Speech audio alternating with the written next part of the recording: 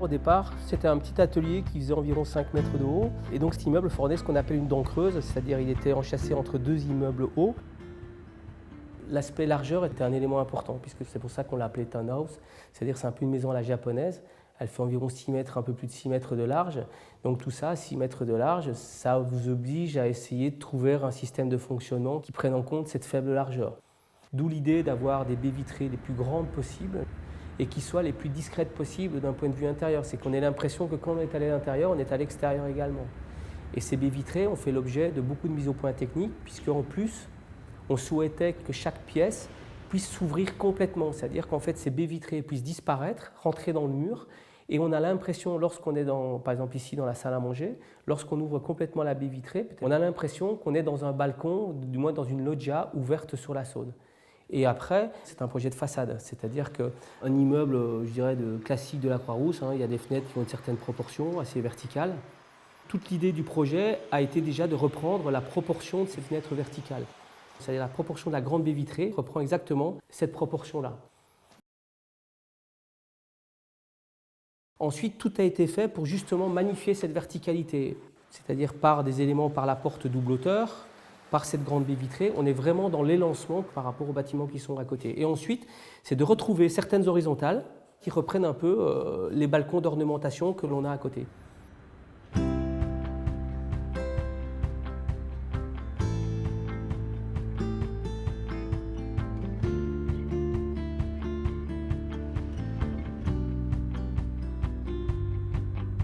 Après, ça a été un jeu au niveau des niveaux. Et ensuite, ça nous a défini la dimension de la terrasse. Donc voilà, on est vraiment dans une petite parcelle, on joue un peu vraiment au centimètre près par rapport aux règles d'urbanisme. Et ça nous a un peu guidé aussi dans la ventilation des fonctions, puisqu'il nous semblait intéressant que nous, adultes, on avait notre terrasse qui serait la terrasse sur le toit, et que c'était intéressant d'offrir aux enfants une terrasse également. Et donc cette terrasse étant au premier étage, automatiquement on a décidé que les enfants seraient au premier étage. Et ensuite, lorsqu'on a continué à avancer, on s'est dit, puisque les enfants, par rapport au coin repas, etc., on cherchait vraiment une proximité, le coin repas s'est trouvé naturellement numéro 2. Et ensuite, du coin repas, lorsqu'on a des invités pour pouvoir monter, descendre, etc., en cas de, je sais pas moi, un dîner, un apéritif, etc., le salon était au 3. Donc ça nous a vraiment guidés à choisir à quel niveau on mettait telle et telle fonction. L'agence AFA, enfin mon agence, on est dans des bâtiments qui sont environnementaux. Et je ne pouvais pas concevoir de dire qu'aujourd'hui je construis ma maison, qui normalement est faite pour durer plusieurs décennies, sans prendre en compte les contraintes et sans prendre en compte, je dirais, les technologies que je connaissais au moment T, quoi. Il y a des choses qui sont de toute façon évidentes. C'est déjà de réaliser une maison qui est très très bien isolée. Donc ça a été un élément important, c'était de travailler sur l'étanchéité à l'air, travailler sur l'isolation de la façade, et avec, bien aidé bien entendu par le fait qu'on était entre deux immeubles et donc moins de déperdition aussi. Donc tout ça faisait que c'était un élément favorable à la conception du bâtiment.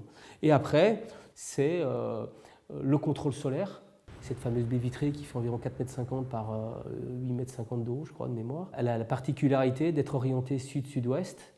Donc ça peut être un élément très très contraignant et très préjudiciable dans le confort, notamment le confort d'été. Donc en fait, ce que l'on a décidé, c'est d'empêcher les rayons du soleil, notamment l'été, de pouvoir pénétrer dans la maison.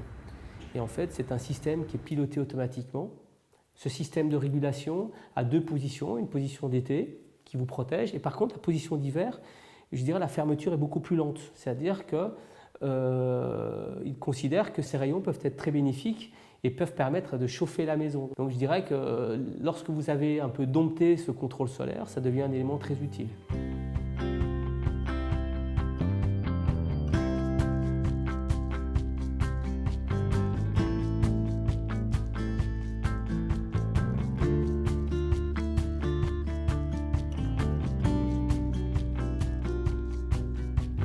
Il y a un autre point qui est une sorte de petit clin d'œil technologique, qui est la maison est domotisée. Donc c'est vrai que nous avons choisi de domotiser la maison pour plusieurs raisons. Tout d'abord, déjà, la première demande était, vu la dimension de la maison, vu le nombre de niveaux, etc., c'était aussi de piloter, de pouvoir contrôler, d'éteindre d'un niveau sur l'autre. Et ensuite, on avait également donc, cette fameuse notion de store, Là aussi, sur plusieurs niveaux, on veut les ouvrir, on veut les fermer, il n'y a pas de soleil, ils sont fermés, pourquoi? On veut les ouvrir, etc. Enfin, d'avoir un peu cette mainmise sans devoir monter les étages. Et tout ça nous a conduit tout doucement à arriver à domotiser la totalité de la maison. Donc ça ajoute un peu à l'aspect technologique de la maison qui devait sans doute satisfaire les goals d'architecte à l'époque.